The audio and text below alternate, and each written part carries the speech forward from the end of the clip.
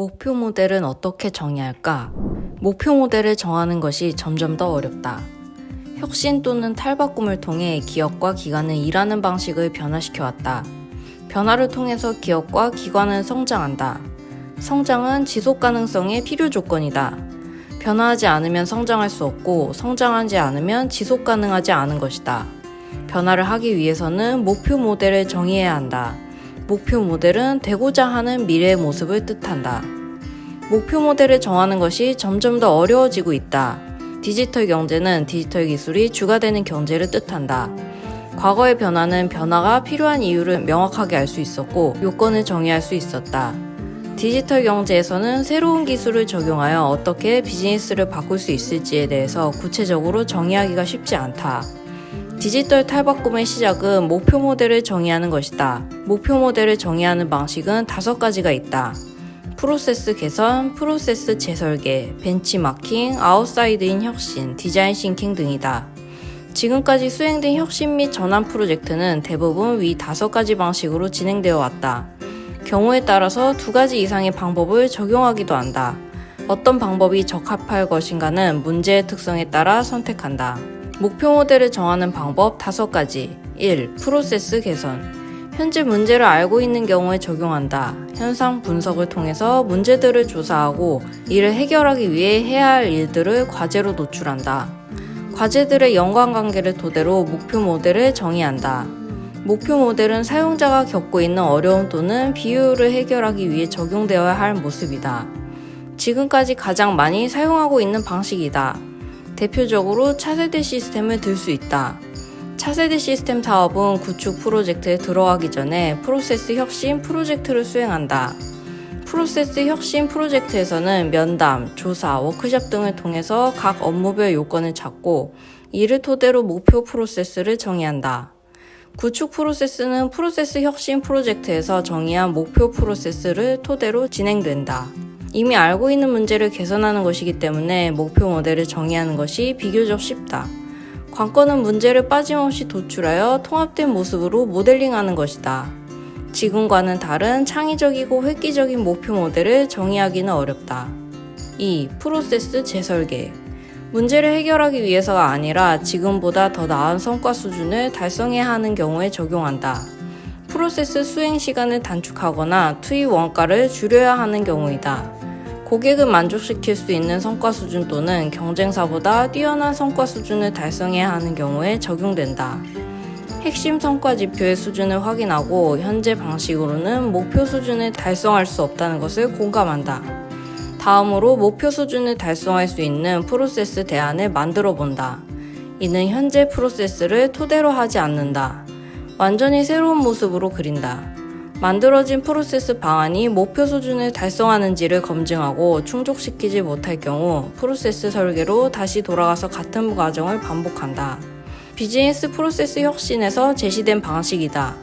혁신적인 프로세스 도입으로 획기적인 성과를 달성해야 하는 경우에 적합하다. 목표 모델을 도출하는데 성공하면 큰 효과를 볼 수 있다. 하지만 실행할 수 없고 또한 성과를 낼 수 있는 목표 모델을 정의하는 것이 쉽지 않다.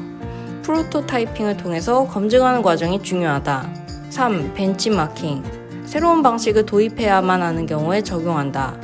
프로세스 재설계를 추진해야 하는 경우, 자체적으로 목표 모델을 만드는 것보다 이미 성공한 모델을 도입하는 것이 바람직할 것이다.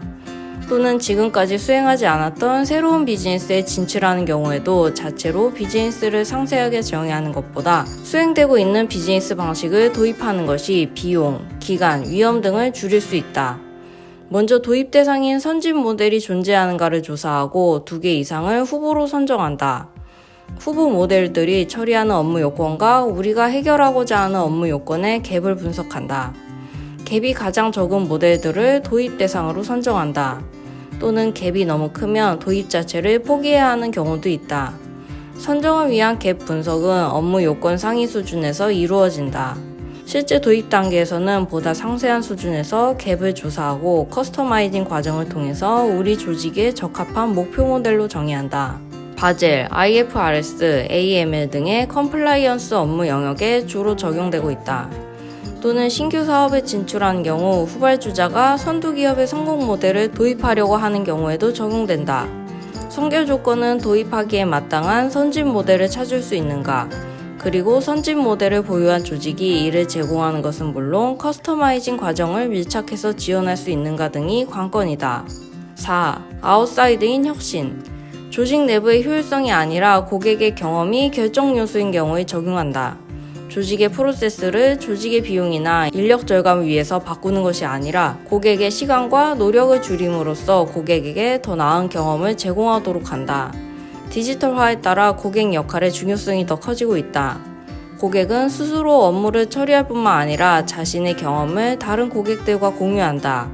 고객 관점에서 최적화된 프로세스를 구축해야 하는 이유이다. 아웃사이드인 혁신은 B2B보다는 B2C 비즈니스에서 더 큰 효과를 발휘한다. 고객 수가 대규모이고 고객과 상호작용이 다양한 채널에서 일어나고 있는 경우에 작용하는 것이 일반적이다. 먼저 고객 집단의 유사성 또는 인접성 기준으로 클러스터링하고 각 클러스터의 공통 특성을 대표하는 페르소나를 정의한다.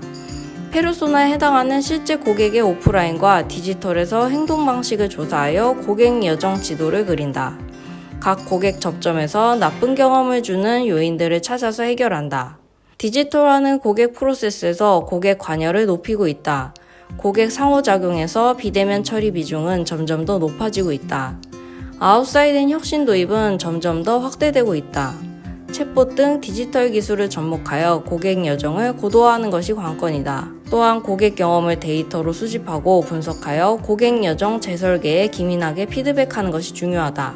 5. 디자인 싱킹. 현재 업무의 문제점 또는 고객의 애로사항이 출발점이 아니다. 고객의 욕구를 충족시켜주기 위한 최선의 서비스 또는 프로세스를 찾기 위해 적용한다. 엔지니어의 관점이 아니라 디자이너의 사고방식으로 접근하는 것이다. 비소비와 파괴적 기술은 디자인 싱킹의 효과를 크게 높일 수 있는 단초이다. 사용자가 소비하고 있지 않다는 것은 새로운 시도의 기회가 된다. 기존 기술의 한계를 뛰어넘는 기술이 있다면 파괴의 수단이 된다. 스탠포드 디스쿨의 디자인 싱킹 프로세스는 공감하고 문제를 정의하여 이를 해결하기 위한 아이디어를 도출하여 시제품을 제작하고 사용자 테스트를 진행하는 단계를 거친다. 영국 디자인 카운슬의 더블 다이아몬드 프로세스는 발견하고 정의하며 개발하여 결과를 전달하는 과정으로 진행한다. 다이아몬드는 확산하고 수렴하는 과정이다. 디지털 원주민이라고 하는 새로운 고객의 집단의 등장과 인공지능으로 대표되는 디지털 기술의 발전이 빠르게 진전되는 환경에서 디자인 싱킹은 서비스를 혁신할 수 있는 획기적인 방법으로 각광을 받고 있다. 기존 고객이 존재하지 않거나 고객을 충분히 이해할 수 있는 데이터를 확보할 수 없는 경우에는 적용하기가 어려운 문제점도 있다.